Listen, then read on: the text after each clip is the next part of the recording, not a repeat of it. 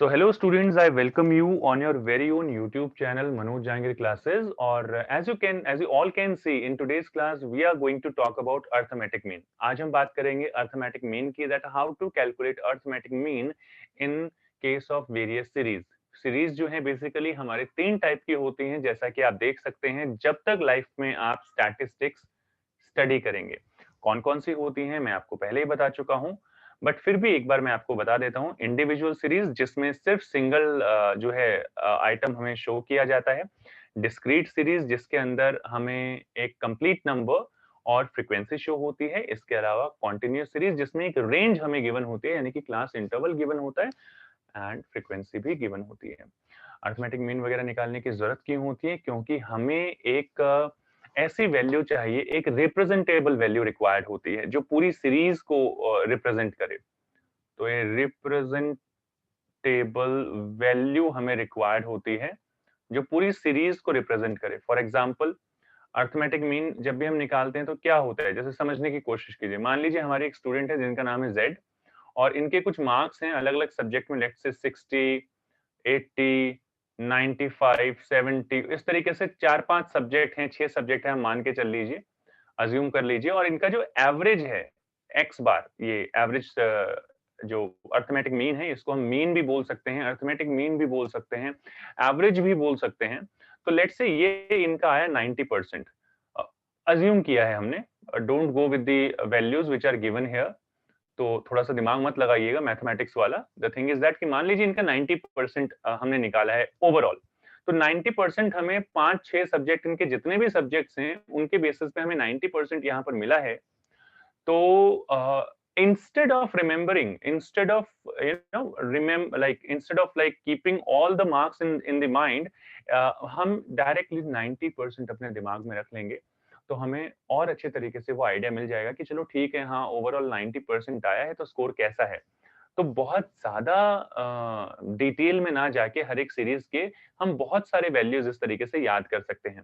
इसी तरीके से काफी इकोनॉमिक प्रॉब्लम्स भी हैं जो हम इंडिया में एक्सप्लेन करते हैं। जैसे कि आप डिफाइन कर सकते हैं, जैसे कि आप इसी की हेल्प से, इसी एवरेज की हेल्प से कहते हैं कि भाई 21.9% population of the total population, Indian population, people are poor. तो 21.9% लोग जो हैं हमारी इकोनॉमी में वो पुअर हैं। तो इसके हिसाब से अगर हम बात करें तो हम कह सकते हैं कि every fifth person in India is poor. तो इस तरीके के डेटा को समझने में, इस तरीके की इकोनॉमिक प्रॉब्लम्स को समझने में अरिथमेटिक मीन हमारी हेल्प करता है। एंड सीरीज जो अलग अलग होती हैं, किस तरीके से गिवन होती हैं, इन सब का मैंने एग्जांपल भी आपको यहाँ पर दे दिया है। जैसे कि आप देख सकते हैं कि ये पहली सीरीज है इंडिविजुअल सीरीज, इसमें डेटा जो गिवन होता है वो सिंगल ही गिवन होता है। ज्यादा से ज्यादा आपको सीरियल नंबर दे देगा। तो आप ये ध्यान रखिएगा कि सीरियल नंबर गिवन है और एक्स वेरिएबल गिवन है, तो एक्स यहाँ पर गिवन होता है, फ्रीक्वेंसी यहाँ पर कोई गिवन नहीं होती है। जबकि अगर हम बात करें फ्रीक्वेंसी की, तो फ्रीक्वेंसी डिस्ट्रीब्यूशन में हमारे पास ये दो सीरीज आती है। पहली आती है डिस्क्रीट सीरीज जिसके अंदर हमें कंप्लीट नंबर गिवन होता है, जैसा कि आप देख सकते हैं 10, 11, 15, 20, इस तरीके से सीरीज आगे तक जितनी भी आप बढ़ाना चाहें बढ़ा सकते हैं। और ये आइटम कितनी बार रिपीट हुए हैं ये बताता है। जैसे यहाँ पर फ्रीक्वेंसी आ गई कि 10 ने अपने आप को पूरी सीरीज में 2 बार रिपीट किया है, 11 ने 1 टाइम, 15 ने 4 टाइम्स एंड 20 ने 3 टाइम्स। तो ये रैंडमली सीरीज ली हुई है यहाँ पर। इसके बाद यहाँ पर आप देख सकते हैं कॉन्टिन्यूअस सीरीज। कॉन्टिन्यूअस सीरीज की अगर मैं बात करूं तो कॉन्टिन्यूअस सीरीज में सी आई का मतलब होता है क्लास इंटरवल, जो इस तरीके से 0 to 10, 10 to 20 या फिर 20 to 40, 40 to 60, इस तरीके से एक 5 to 10, 0 to 5, 5 to 10, 10 to 15, और कुछ ना कुछ इनकी फ्रीक्वेंसी गिवन होगी। तो basically in such a manner you can identify कि आपको कौन सी सीरीज गिवन है, कौन सी सीरीज गिवन नहीं है, एंड देन आफ्टर आप जो भी उसका ट्रीटमेंट करना चाहें वो कर सकते हैं। अब ये आइडेंटिफाई करना जरूरी क्यों है? क्योंकि हर एक चीज का हमारे पास अलग अलग जो है फॉर्मूला होता है। तो सबसे पहले यहाँ पर अगर हम मीन की बात करें, कंसिडरिंग दिस थिंग कि ये जो मैंने ऊपर आपको समझाया है ये आपको समझ में आ गया है, तो अगर हम यहाँ पर बात करें मीन की, तो मीन 3 सीरीज में हमारे पास फाइंड आउट कर सकते हैं, हम लोग फाइंड आउट कर सकते हैं। तो मीन की यहाँ पर अगर मैं बात करूं, तो मीन अगर हम बात करें मीन अंडर इंडिविजुअल सीरीज, अगर हम इंडिविजुअल सीरीज की बात करें तो 3 मेथड होते हैं हमारे पास। अब जिस तरीके से हमने बात की है यहाँ पर इंडिविजुअल मेथड की, सबसे पहले in the upcoming classes we are going to discuss one by one all the methods, हर एक मेथड की हम बात करेंगे। तो सबसे पहले यहाँ पर मैं बात कर लेता हूँ कि हमारे पास कौन-कौन से फॉर्मूला वगैरह होंगे।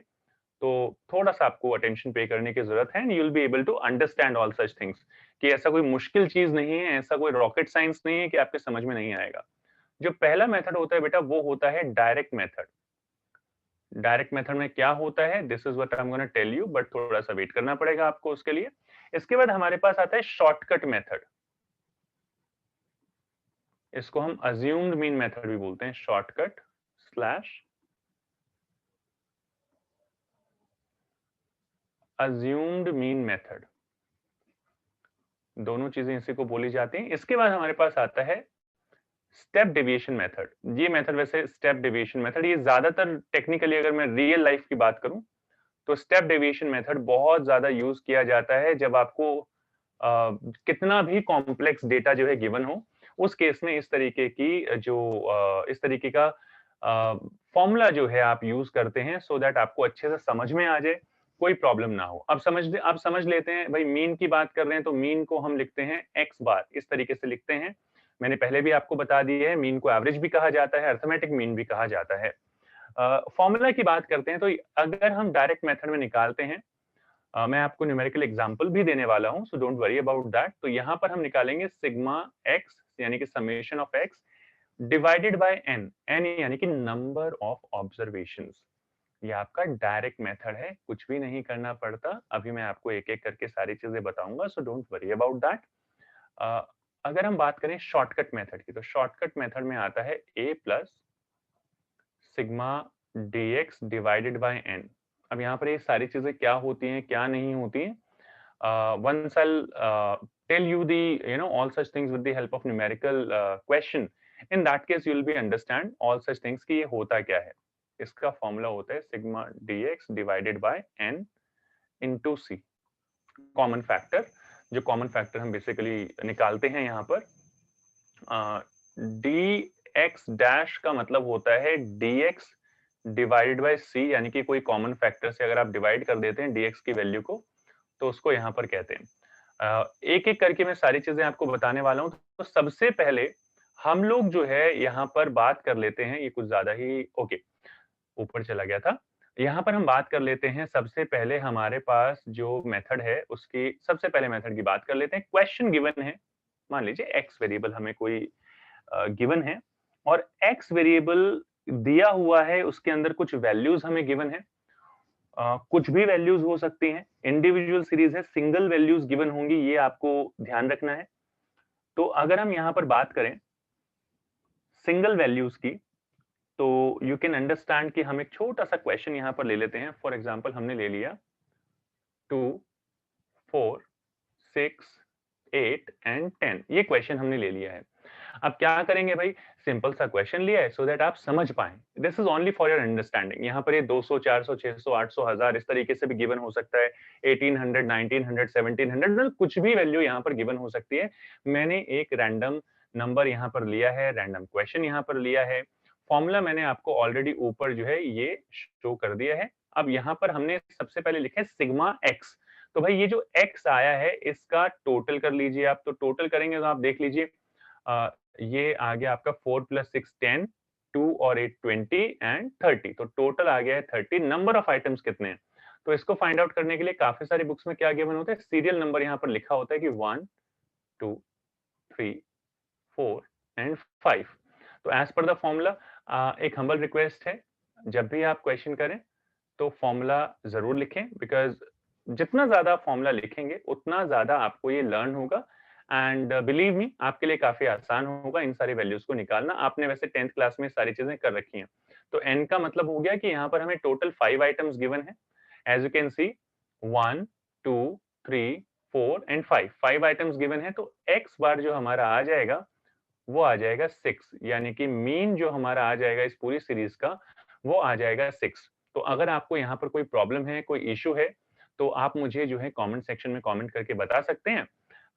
अदरवाइज मुझे नहीं लगता कि इतना ज्यादा मुश्किल यहाँ पर कोई चीज ये क्वेश्चन होने वाला है। So all of you, right now we are having another question of shortcut या assume min method का आप कह सकते हैं यहाँ पर, दोनों का एक ही नाम है। तो क्वेश्चन मैंने सेम लिया है so that I would be able to show you कि आप चाहे किसी भी मेथड से करें, answer is going to remain the same. आपका आंसर जो आएगा वो बिल्कुल सेम रहने वाला है, उसमें कोई भी चेंजेस नहीं आएंगे। समझने की कोशिश कर लीजिए। अब यहाँ पर ये जो दिया हुआ है ए, ये जो फॉर्मूला लिखा हुआ है आप देखेंगे, थोड़ा सा आपको समझ में आएगा। A plus sigma D X divided by N. अब और कुछ इसमें ना समझे या ना समझे, दो चीजों का मतलब आप समझ गए।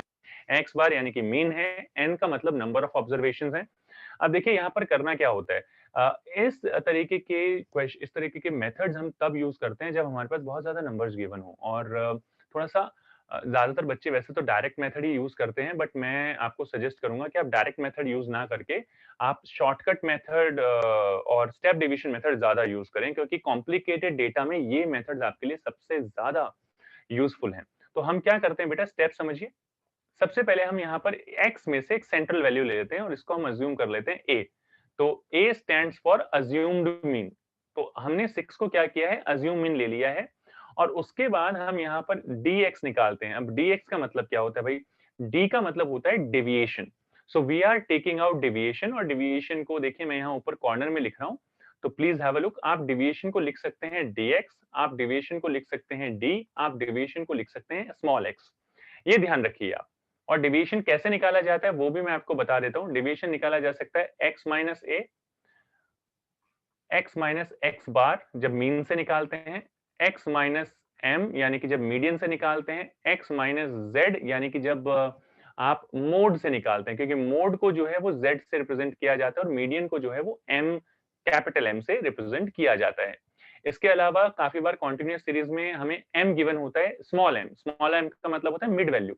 तो उस केस में आप यही जो चीजें मैंने आपको बताई हैं, इसके अलावा कोई और मेथड नहीं होता है फाइंड आउट करने का। ये स्मॉल m है, इसमें से मैंने कैपिटल M लेस कर दिया है, ये फिर से स्मॉल m है और इसमें मैंने z लेस कर दिया है।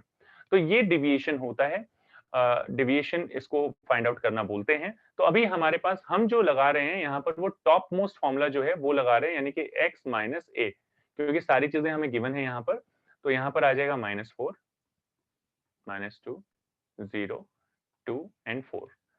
यहाँ पर हमें कहा गया है भाई आप टोटल निकालिए dx का, क्योंकि सिग्मा लगा हुआ है यहाँ पर आप देख सकते हैं, तो हमें टोटल निकालना पड़ेगा dx का, और dx का बाय डिफॉल्ट हम टोटल करेंगे तो दैट विल कम 0।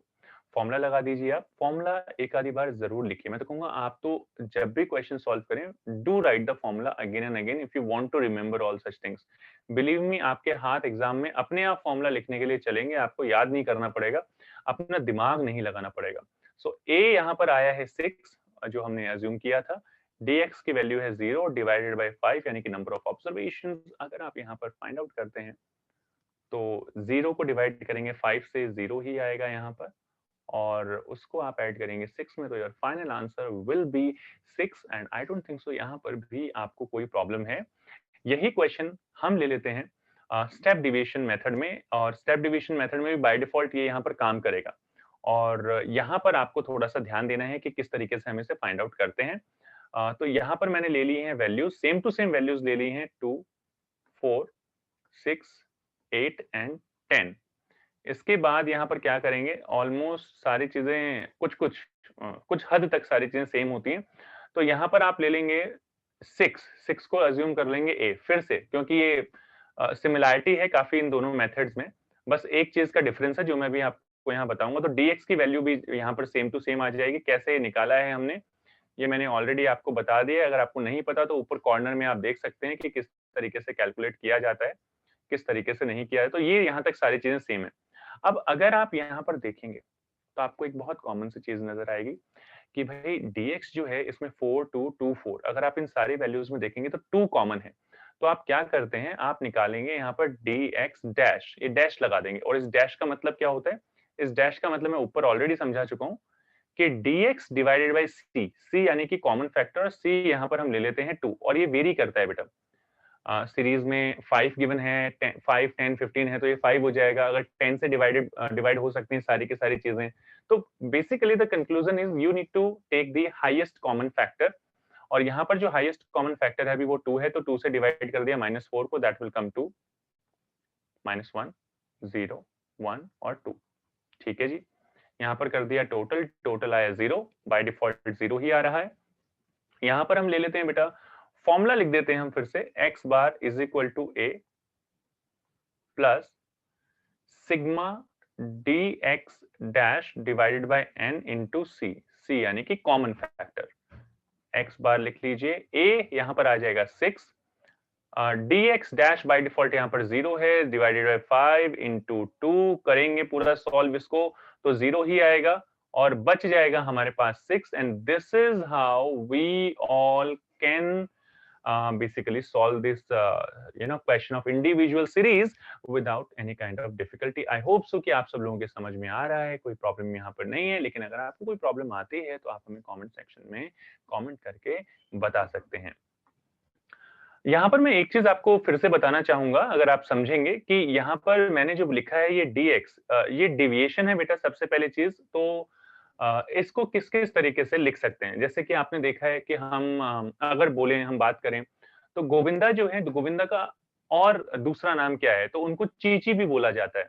अगर हम बोले करीना का दूसरा नाम क्या है, करीना कपूर जो कि एक्ट्रेस हैं, उनका दूसरा नाम क्या है, तो उनको बेबो बोला जाता है प्यार से। तो यहाँ पर हमारे पास डेविएशन के भी अलग अलग नाम हैं, या तो हम इसे डी लिख सकते हैं, या हम इसे dx लिख सकते हैं, या फिर हम इसको स्मॉल x लिख सकते हैं। आई होप मेरे एग्जाम्पल से आपको ये सारी चीजें समझ में आई होंगी और किस तरीके से हम निकाल सकते हैं। तो डिविएशन यहाँ पर आपने देखा कि हमने ये देखिए ये डिविएशन निकाला है हमने, यहाँ पर भी ये डिविएशन निकाला है हमने dx, और ऊपर देखिए क्या लिखा हुआ है यहाँ पर मैंने कि डेविएशन कैसे निकाला जाता है। तो dx जो है आप निकाल सकते हैं x माइनस a।